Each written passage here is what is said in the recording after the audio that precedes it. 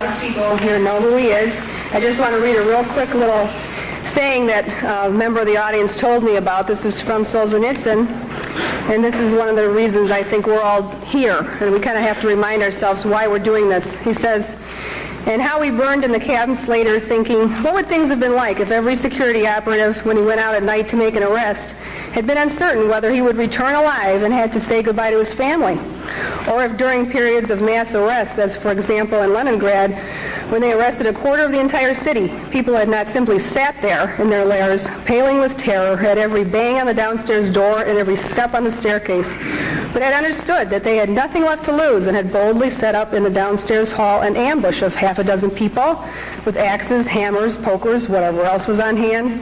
After all, you knew ahead of time that those blue caps were out at night for no good purpose.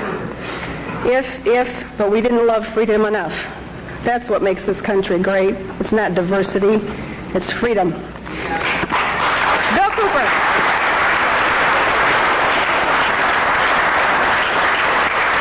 Thank you, Connie.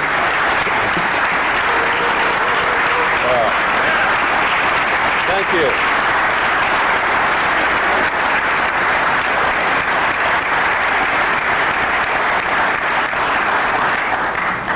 Well, you sure know how to make me feel very humble. Thank you so much. I think one of the biggest misconceptions in this country is what this country is all about, who founded it, for what purpose, and most specifically, what it is that we're all looking for. I'm going to try to clarify some of those, and in doing it, as always happens, someone's going to be angry with my definition of some of these things. I've traveled all over the country. I've talked to probably hundreds of thousands of people individually over a lot of years.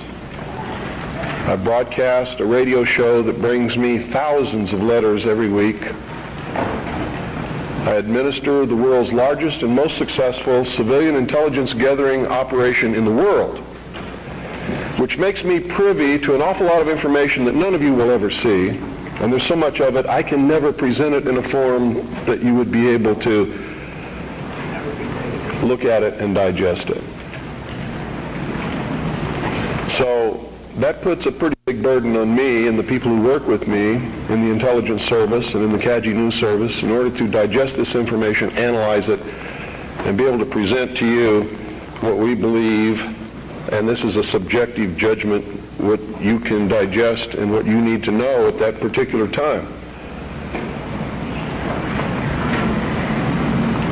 And in doing this, digesting all this information, reading all of these letters from people of every kind of background that you can imagine, every race, every religion, every kind of agenda. And believe me, there's an awful lot of agendas going on in this country that are dangerous to Americans.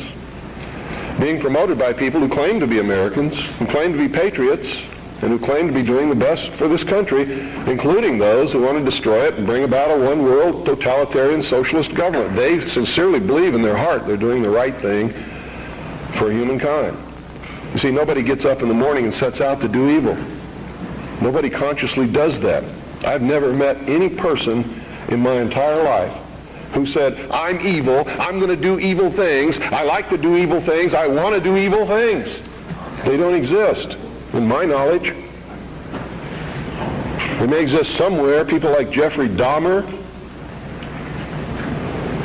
And I believe that even Jeffrey Dahmer probably rationalized what he was doing in his own mind to make it right. Isn't that the way we all do things? Even if we do something wrong and we know we're doing something wrong, don't we attempt to rationalize it in our own mind and to our friends to justify what we're doing? So I believe it's a great fallacy to set out to brand those whom we disagree with as being evil people. The result of their actions we may perceive to be evil. We may perceive it to be bad. But I guarantee you those people don't see it that way. And when we present ourselves to them in that light, we're good and they're evil, Do you think we have a chance of getting them to listen to us? Not on your life. It's not going to happen. So I think we have to change the way we talk. We have to talk to them in a different manner. Now, don't take what I'm going to tell you standing up here today and compare it to what I say on the radio and expect the two to concur.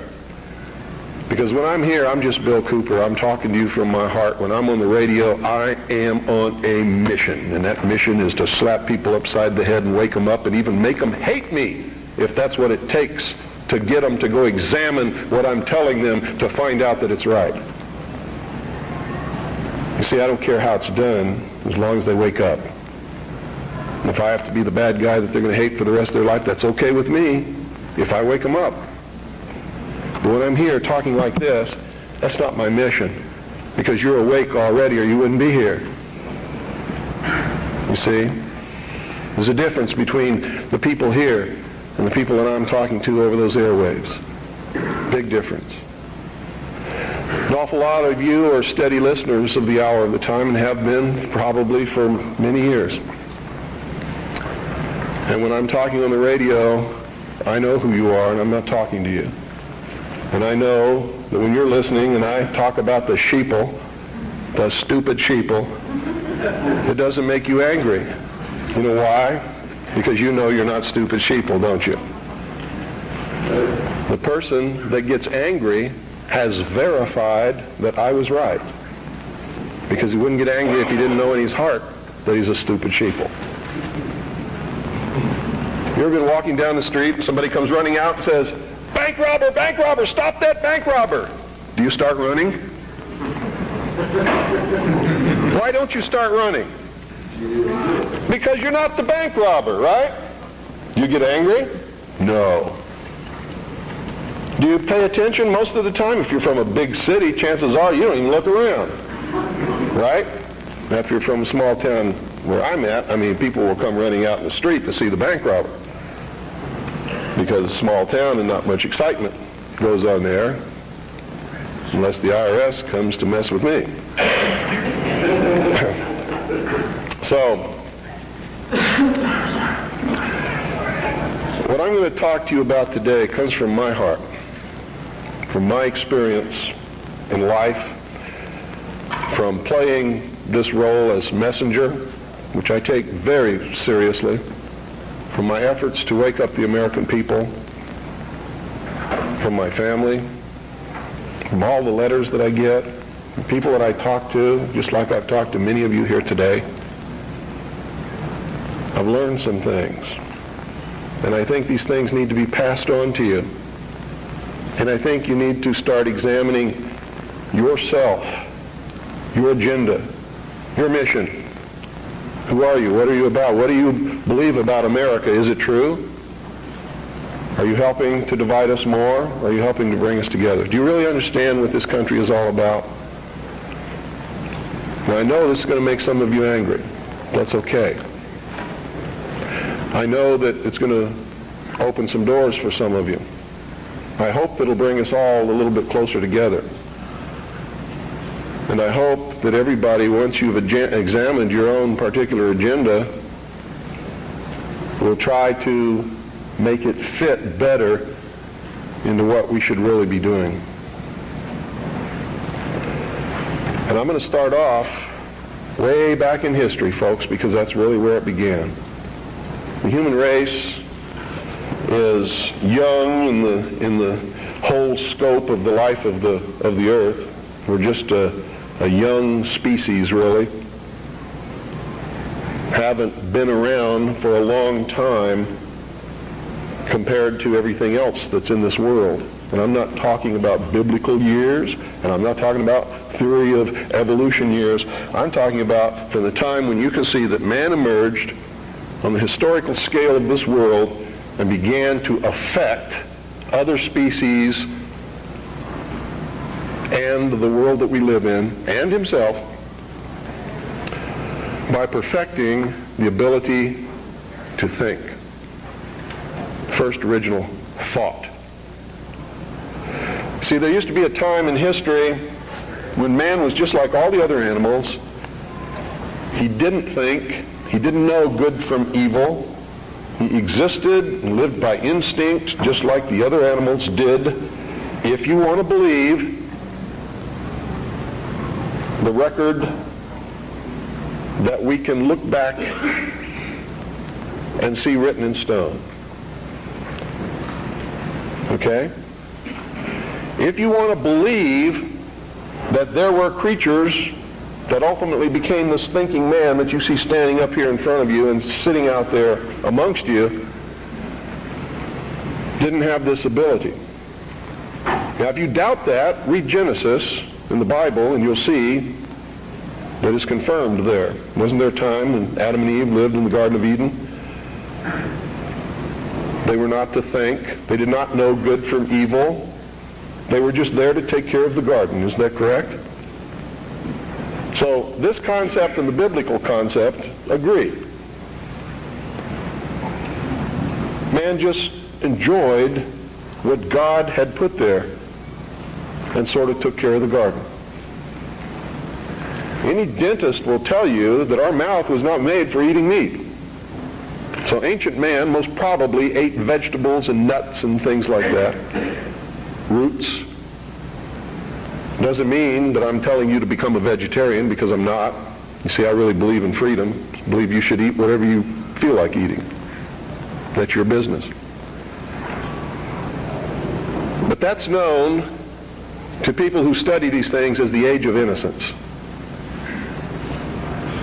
Something happened that brought man out of that state, and if you're talking from a biblical reference, out of the Garden of Eden and into the world. He wasn't innocent anymore. He understood that he was naked, and that his partner was naked. He could think. He could look around. He knew when something was good and when it was bad, just as we all do here. When somebody comes up to me and says, well, how do we know which is the right way to go? I know that person is setting me up to justify his bad deeds, and I won't do it. You always know. We always know which is the right way and which is the bad way.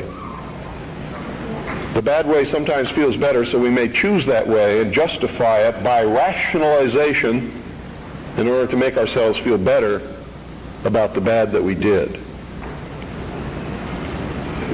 In the mystery schools, they refer to this mystical time of coming out of the age of innocence as the Luciferian philosophy. I've tried to illuminate you with this for years on my radio broadcast.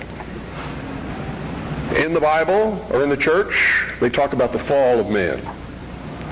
Same thing. There's only one difference between the Luciferian philosophy and the fall of man, is that those who talk about the fall of man believe in God, whether or not they believe in a Savior. They believe in God.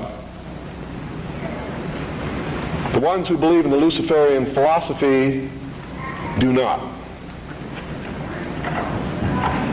Now here's how that works. In the Bible we're told that Eve was tempted by Satan to eat of the fruit of the tree of knowledge of good and evil. God had commanded Adam and Eve not to eat of the fruit of that tree. If you do, ye will surely die. Isn't that the commandment? Lucifer, through his agent Satan, on the other hand, told Eve, God lied to you. He's holding back the fact that you too can become God. But first you have to eat of the fruit of this tree. And if you do, you will surely not die, but shall become as gods. Isn't that true? So, from the religious aspect, we see that as the fall of man because man disobeyed God. We see that as the subjugation of the woman beneath man, where she had originally been the partner. Now she is subjugated beneath man because she was the agent of man's downfall. Is that correct? Now, I'm not talking right or wrong. I'm not trying to insult anybody in here. I'm just telling you what we're taught. so that we all understand what we're talking about, because that's most important. If you understand something differently than what I'm trying to impart to you up here, and we don't have the same definition, we're not going to understand each other, are we? The mysteries, on the other hand, look at this in a different light. Here's their story. It's a metaphor. They don't believe that there ever was a God, or that there ever is a God, aside from man himself. And man has not reached that state yet, but can, and this is what they teach in the lodges, that if you perfect yourself as the temple of the God within and become Christed, you've all heard this in the New Age movement, you too can become God. In her movie, Running on the Beach, spinning around, I am God. Go ask her early in the morning when she just wakes up and goes and sits in front of the mirror and looks at her aging face and tries to cover it up with makeup if she's God. She may tell you a different story about that time. Around noon, she might be feeling better and become God again. But this is the reality of the human condition. We'd all love to be gods, wouldn't we? My question to Shirley MacLaine at one time was, please, Shirley, could you make me a universe?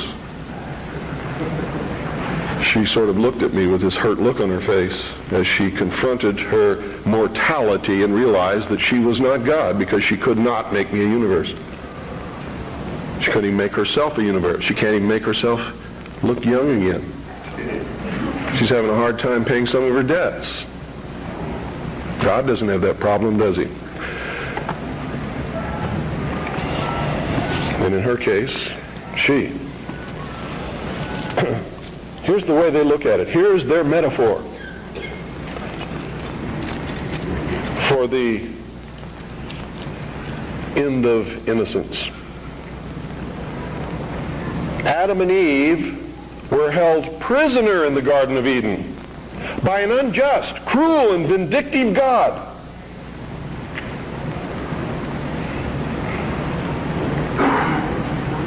Until Lucifer, through his agent Satan, set man free from this garden by giving him the gift of intellect. Through the use of intellect, man will conquer the earth, will conquer nature, and will himself become God. It's taught in every Masonic temple in this land. Every secret brotherhood, every secret society, every mystical temple, every occult organization teaches the Luciferian philosophy. They do not believe in Lucifer. They do not believe in any entity called a devil, and they do not believe in God. It is a mistake for you to assume that they do. They are atheists in the strictest sense of the word. They are humanists. That's their religion.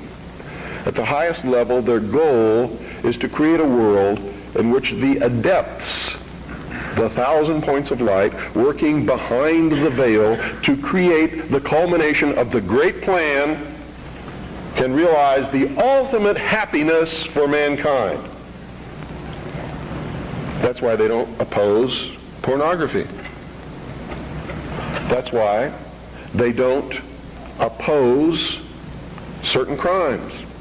That's why they say you should not be put in jail for the rest of your life for murder or anything else. There should be no death penalty, because it was a learning experience. And having gone through that learning experience, you're a better person now. This is what they teach. They believe punishment for these crimes is nothing more than vengeful retribution, which is wrong in their eyes.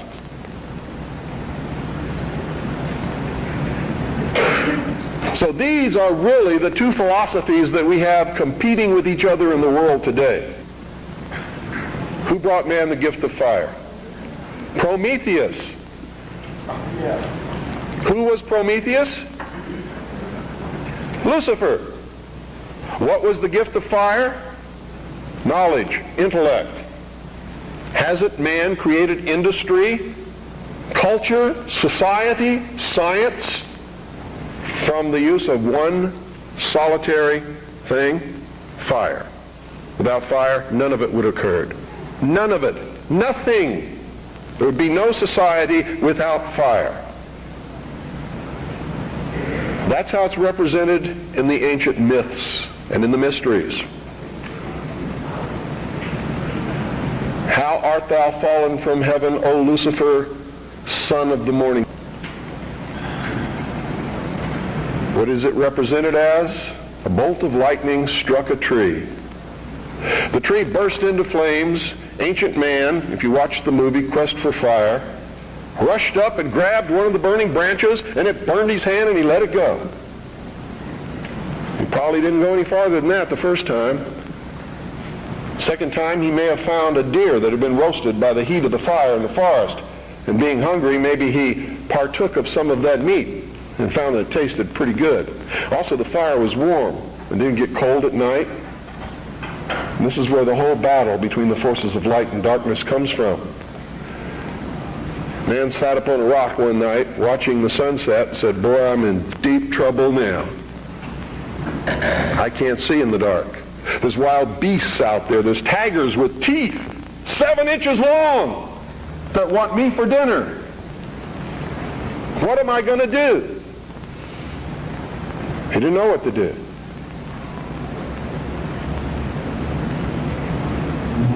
Neither would many of us put in that situation. But we would know one thing: we're in deep trouble. And so for a good part of his history, man sat huddled in the darkness in some place that made him feel secure, waiting to be saved. Now remember, folks, I'm not telling you what I believe. I'm telling you what is taught in the mysteries. I'm telling you what our enemies believe. Make no mistake about it, they are our mortal enemies. They want to see us wiped off the face of the earth.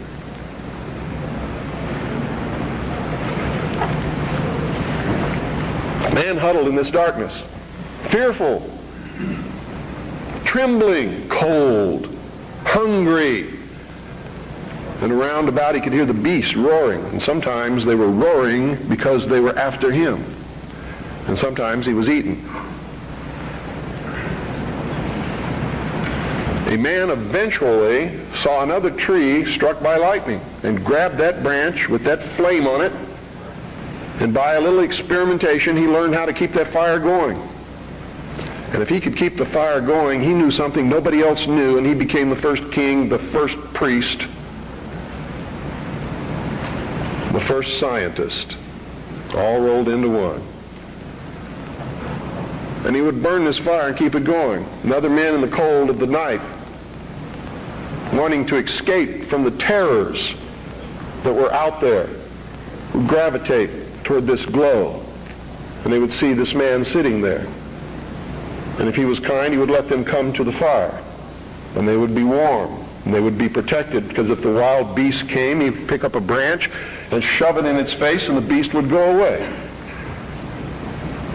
And so the forces of light overcame the forces of darkness, and in the sunshine of the morning, the newly risen, resurrected child that had died the night before, their Savior, warmed them and saved them from the terrors of the Prince of Darkness.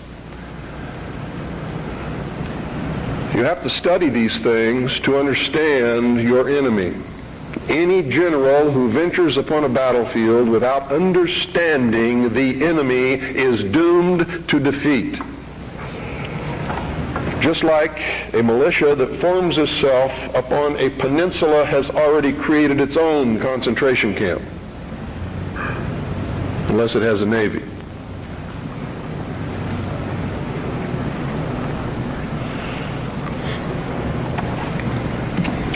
Damn good militia, I might add.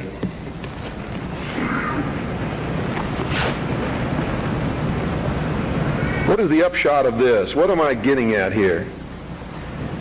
These people believe And they have conducted themselves according to their belief and their philosophy since the very dawn of man. These people learned how to control others through the use of a hidden knowledge. This ability to keep that fire going was a technology that nobody else knew. By observing the fire, by keeping it going, by creating ceremonies around this fire, they became a mystery to the others. A mystery always holds sway over those who don't understand it. And the priesthood was born. No king ever existed without the permission of the priesthood. And I don't care what religion you're talking about or what period of history you're talking about, it is the truth. The kings never had the power and don't to this day. Kings exist at the whim of the real power, which is the priesthood standing behind the throne. And when the king ceased to be of benefit to the priesthood, they would simply poison him or get rid of him in some other way. The king is dead, long live the king, and there would be another king appointed. There was even a time in history when the king was a sacrificial king, just like John F. Kennedy was in the Temple of the Sun known as Dealey Plaza. They would pick a young man at the height of his virility, appoint him king for 1 year. During that time, he could do or say or command whatever he wanted. The priesthood was always there to make sure he commanded the right things, have any woman that he wanted, and at the end of the year, he was ceremoniously sacrificed upon a rock, his heart ripped out, his body dismembered into 14 pieces and scattered over the land. And this is where the legend of the Osirian cycle began. It was to ensure the fertility of the crops of the next year.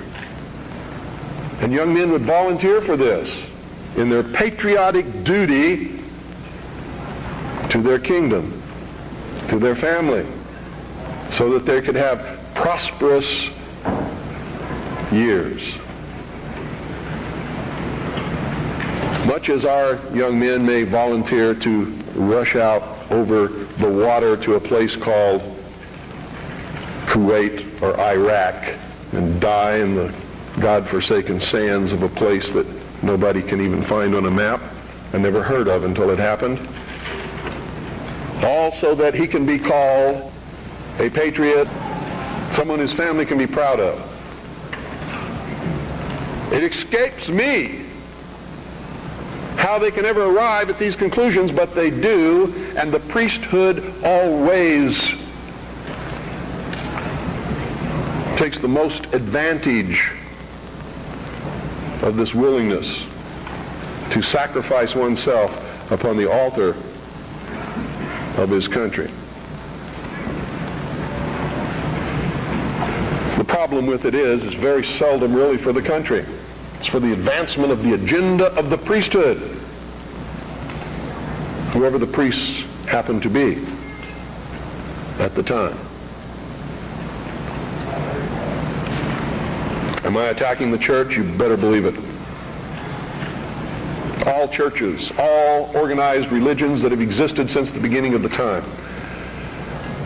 Am I attacking the religion of individuals? Never, not on your life. He wasn't trying to create a big church. He knew what happened to those things. And you're all wrong about that man. When you say you shouldn't get angry, you shouldn't curse, you shouldn't do things that upset other people, because that's what Jesus spent his whole life doing. He threw the money changers out of the temple. Don't you think that made some people angry? Don't you think it was rude to walk up to somebody's place of business, smack them in the mouth, grab their table, and throw it out the door? What about the time he cursed the fig tree? You know, pious Christians sometimes make me very angry. They don't even know Christianity. They don't know the man they're following. He was a revolutionary. He was a dangerous man. And by God, so am I. And so should you be. This country was founded by dangerous men. Amen. And the moment the people in this country cease to be dangerous men, it's going to be the day we cease to have a country. Their whole goal with this philosophy is to teach all men and women that the only end of life is to seek the utmost pleasure and happiness that you can get out of it, because when you die, there's nothing else. That's what they teach. That's what they want you to be. They don't want laws against sexual promiscuity. That's why they don't want families. That's why they don't want marriage. That's why they encourage homosexuality.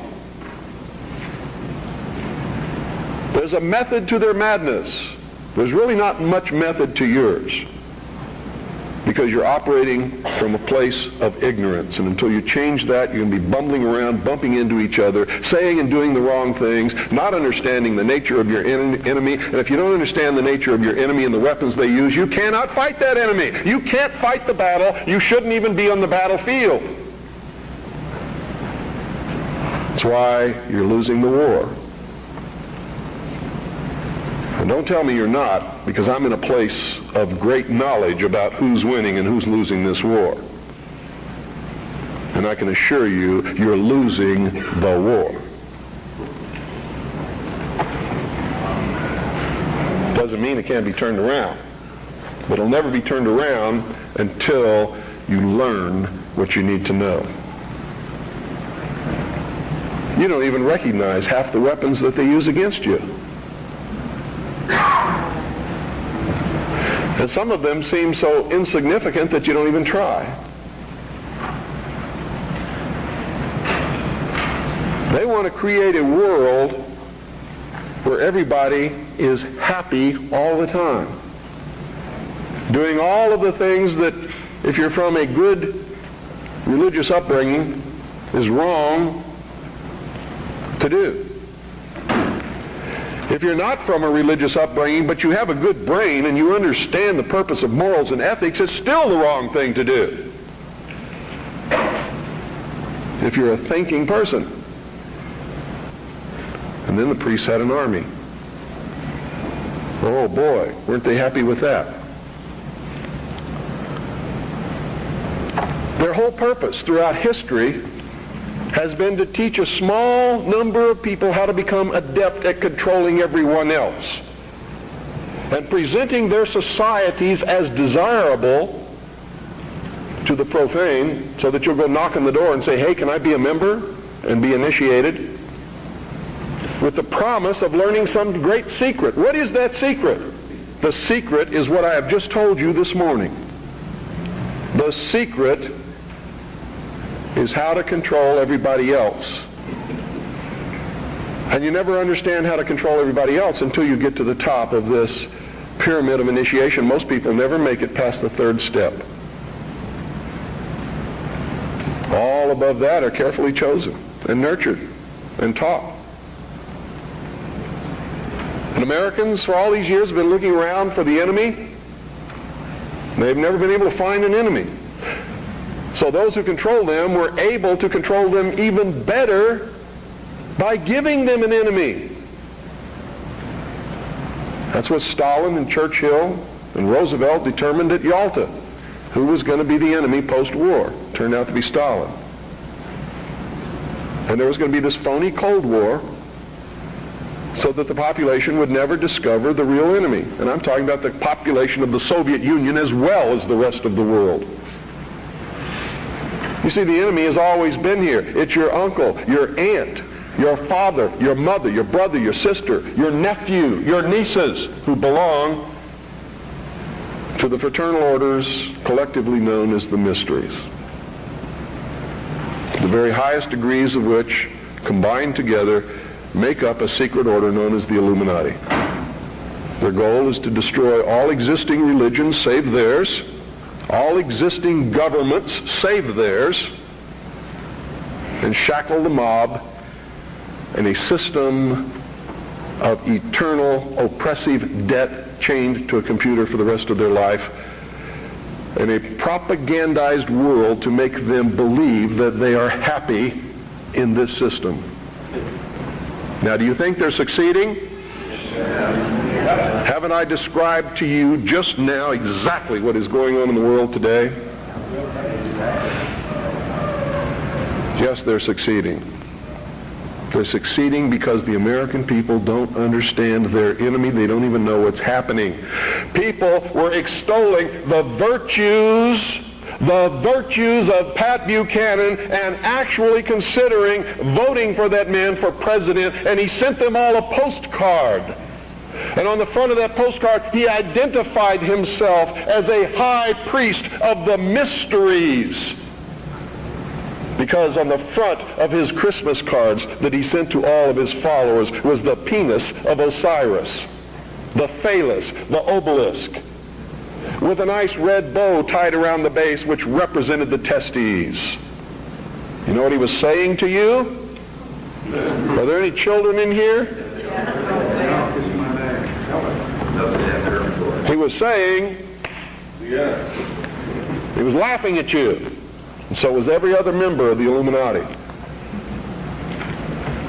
He was a highly degreed member of the sovereign and military order of the Knights of Malta, which was taken over in the Peasants' Revolt in England by the Knights Templars, who had sworn revenge upon the old Hospitallers of St. John's, which later became the Knights of Malta because of their role in the suppression of the Templars.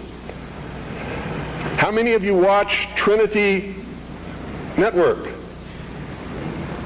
How many of you watch Pat Robertson? You ever seen the cross in the crown? Do you know what that means? It's the symbol of the Templars. The Knights Templar. It is the symbol of the unification of the church and the government over the people. Is that what you want? Every time any church gets control of government, the people suffer. It has always happened. That's why our founding fathers established a country where that was not supposed to happen, where everybody was free to worship at the altar of their choice. And if you think they were all of one mind, you better think again. How many religions of the Protestant group do you think existed in this country when our founding fathers put together the Constitution? Over 1,500 different groups, all claiming they were right, teaching a different dogma, quoting Scripture to justify what they said, and everybody else was going to hell. So don't give me this Christian nation bullshit, because that's what it is.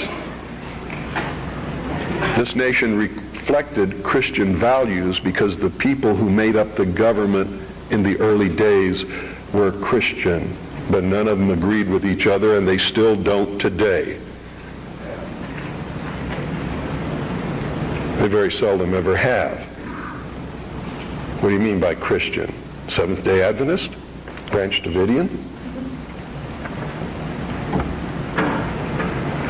Need to do some serious evaluating, some very serious checking out of agendas. You really want to take over the government and make it a theocracy? Because I'm going to tell you exactly what's going to happen if you do that. You're going to burn people at the stake who disagree with you. And if that happens, I'm going to have to take up arms all over again. And so will many of you, because you're going to be persecuted. You see? Because whichever one controls the government, you're going to have to conform to that teaching, and if you don't believe in it, you're a heretic. Do you understand what I'm talking about? What is our common bond truly? Freedom. Freedom. Without freedom, you can't be a Christian no matter what denomination you belong to. You can't be a Buddhist. You can't own a donut shop. You can't drive from here to Oregon. You can't be an American, because that's what it's all about, and that's the only thing that it's all about. Nothing else. Nothing else. It's about freedom. Freedom. Only freedom.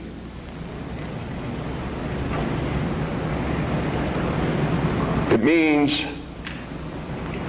you have to let other people be free, even if they disagree with you.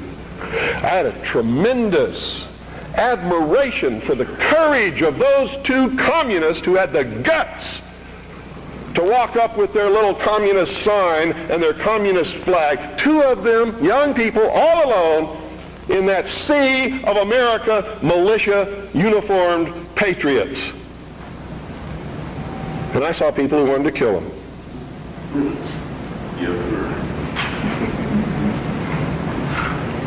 You know, I don't like their philosophy. They're misled, misguided. Communism is a terrible thing. But they had guts. And I had a great respect for them.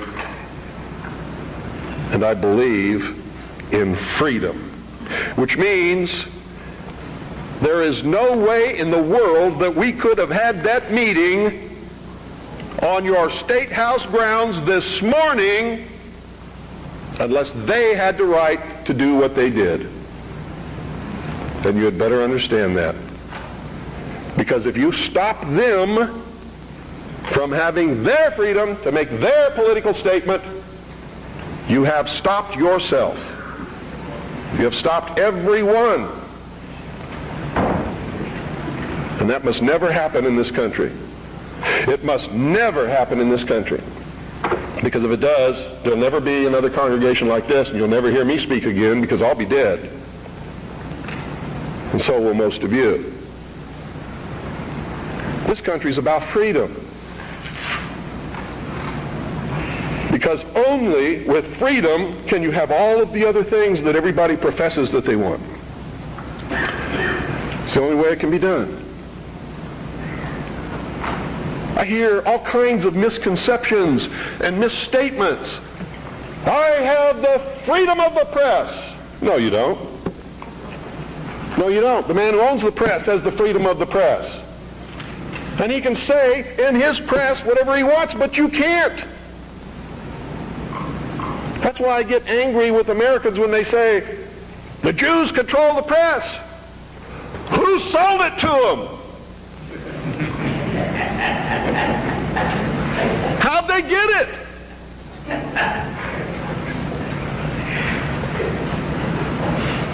You want the press?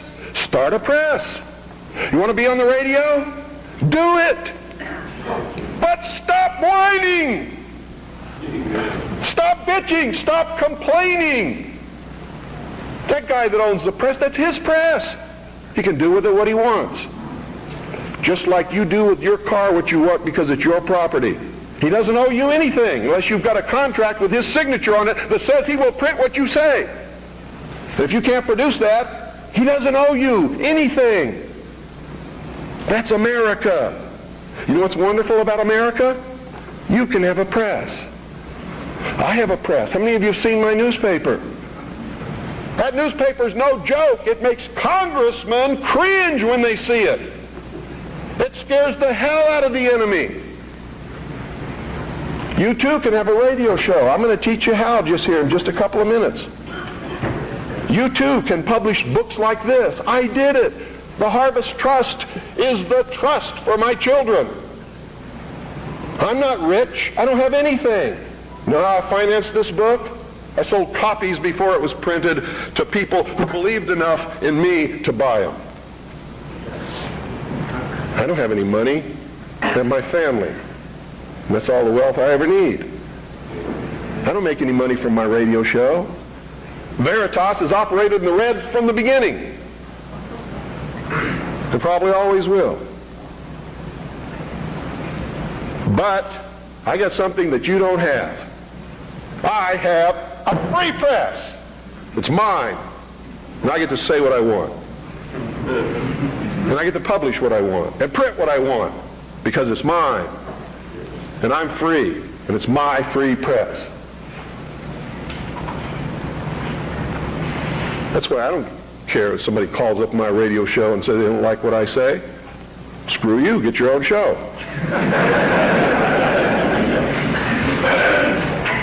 I don't care that they complain because I won't let them talk on my radio show. Screw you. Get your own radio show. This is mine. Belongs to me. I don't have any contract with you. I don't owe you anything. I was speaking in California one time. A lady stood up in the middle of the crowd and said, "You make me so angry. You're a terrible man. Why didn't you tell me this years ago?" She was lucky I was telling her then. I didn't owe her anything. But she blamed me because she didn't have the information that I was imparting to her on that day years ago. And I had it years before that.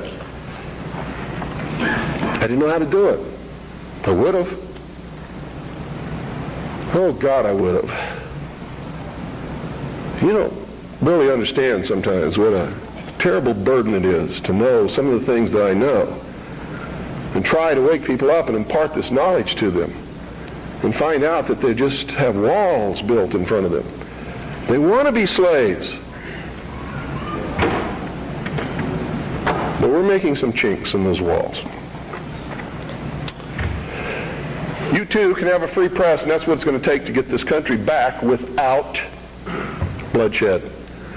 And I'm going to tell you right now, unless we can be successful in creating a real free press where the American people get different viewpoints other than those expressed in the establishment-controlled media, there's going to be a civil war in this country, and it's going to come soon.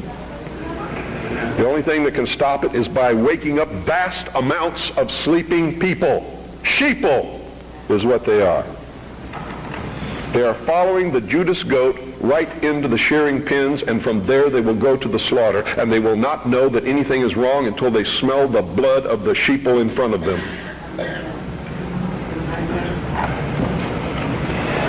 Anybody can publish a newsletter or a newspaper. Anybody.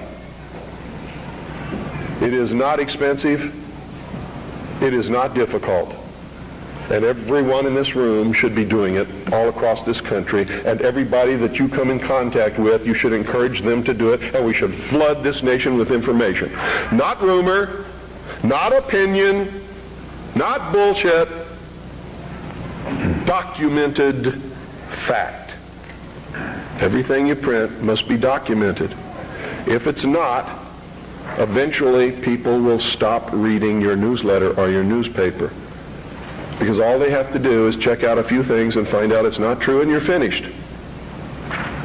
You must publish only documented fact. And you must stay away from printing articles from people who will not document as fact what they put in their articles. That's why my broadcast scares the hell out of socialists. That's why in a White House memorandum I was named as the most dangerous radio host in America, not because I'm going to go out and shoot somebody, but because I shoot documented facts which cannot be refuted. That's why. That's what's dangerous. Seek ye the truth, and the truth will make you free, and nothing else will do it. Jesus Christ has never lied to anybody. Why won't you listen to him? Don't spread a rumor. Spread the truth. Document it. Prove it. Make it irrefutable, and you too will become dangerous to those who admire us in lies and enslave us in socialism. Anytime any system makes you dependent upon anybody or anything or any system, you are enslaved. Understand that. It doesn't have to be chains of iron. You don't have to be hanging up on a wall. You just have to be obligated. That's all it takes. You too can have your own radio station and broadcast anything that you want. You can broadcast your own shows. You can be your own host on that show. You can broadcast tapes of other shows. We encourage people to buy satellite receiving stations across this country, purchase a very simple FM, low-power transmitting kit, and set up their own FM radio station in their hometown. And we now have over 670 people across the nation. It's not expensive. If one person cannot afford the cost, what is wrong with 8 or 10 or 15 or 20 of you getting together, pooling your money, buying one satellite receiving station, a small FM low-power transmitter, and setting up your own broadcasting station. I hope you will broadcast the truth and not some agenda. You see, what happens when you broadcast the truth is you piss everybody off.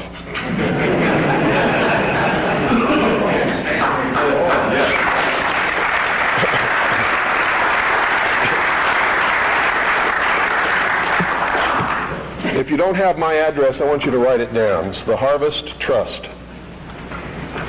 P.O. Box 1970. I'll repeat it a couple of times. Eagar, Arizona. Eagar is spelled E-A-G-A-R. Arizona 85925. That's the Harvest Trust. P.O. Box 1970. Eagar, Arizona 85925. If you have purchased Oklahoma City Day One, it's on the back cover at the bottom. If you don't have a pen and you would like to have the address, you can go up to my wife's table upstairs on the second floor and get one of our flyers. The address will be on the flyer. And all you have to do is purchase that equipment, set it up, hook it into the satellite receiver, and you're on the air with your own radio station within just a few weeks. Broadcasting the Worldwide Freedom Radio Network are your own shows, are other networks that are up there that are Patriot Broadcasting, such as Amerinet and others. Understand this too. I'm not trying to tell you what the truth is, because sometimes the truth is extremely difficult to find. And sometimes we believe we're broadcasting the truth and it turns out we really aren't. But if we find out we aren't, we must be willing and instantly able to go on the air and say we were wrong and correct it. That's a responsibility that we all have to carry. It's embarrassing. I've had to do it several times because I'm a human being. I make mistakes too. The only difference being when I make a mistake, it's usually not forgivable. It's what happens when you become a public figure. Your wife can make a mistake, but Rush Limbaugh never! Right?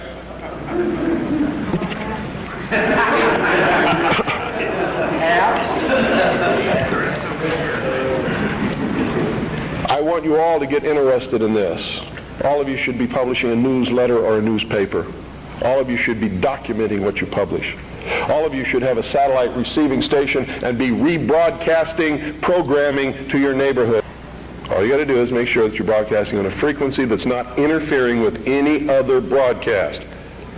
Which means you don't just check it at your house.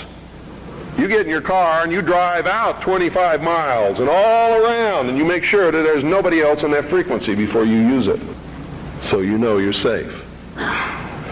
In my little town of Eagar, which is a very small town, between Springerville and Eagar is 2 miles. Another 2 miles either way, and you've covered everybody in the valley. And I'm up on a big mountain in the middle of this valley where the town surrounds the mountain, and I'm broadcasting 6 miles in every direction in my town. And it's militia country. Arizona is dangerous for socialists. And when the war starts, heaven help whoever they send to fight in Arizona. Because it's still really kind of like the old West days in a lot of places. It's dangerous. Where I live, Ike Clanton made the sheriff angry one day. The sheriff rode 25 miles, grabbed Ike Clanton by his hair and drug him to jail by his hair. Which brings me close to the end of my, I think it is. How much time do I have? 3 more hours. Come back after Jim talks a little bit and talk some more. Yeah. Just let me give you a little parting note here. I'll be back up as well with, as will the others, to answer questions later. Mr. Collins has to catch a plane, so I'm going to cut my talk short and Please give him your undivided attention. I'm going to tell you right now, because I deal in reality, I'm going to vote for Charles Collins, but at the same time, I'm a realist. And everybody in this room should be voting for Charles Collins, but at the same time understanding he's not going to be the president of the United States. Okay? And I'm only telling you that so that you're dealing in reality. Okay? But he is the best man on any ballot in this country. Thank you.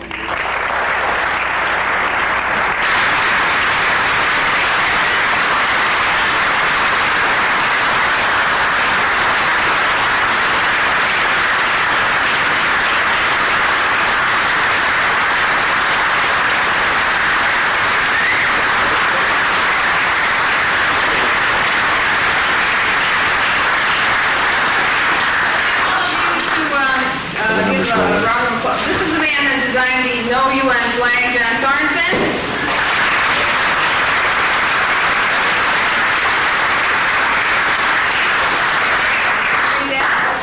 Thank you very, very much, Bill, for coming in. And this is, did you read the other ones too? Or? Go ahead. Okay, in appreciation of William Cooper for the continuing support of American individual sovereignty, say no to the UN.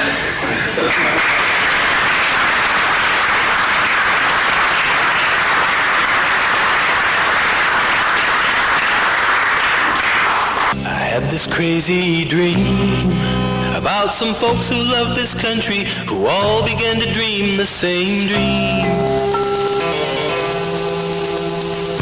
And when the morning came, there arose across this nation people thinking one and the same. And they awoke to find their freedoms and all their liberties had gradually been taken away. And when they realized the danger to their posterity, I heard those patriotic people say, we want this country back. We ain't just joking, Jack. We want our liberty and our dignity and our freedoms and our rights restored. We want this country back. She's been driven way off track. We're wide awake and we're madder than hell now, and we ain't gonna take it anymore. No, we're not gonna take it anymore. Remember golden days when the stars and stripes forever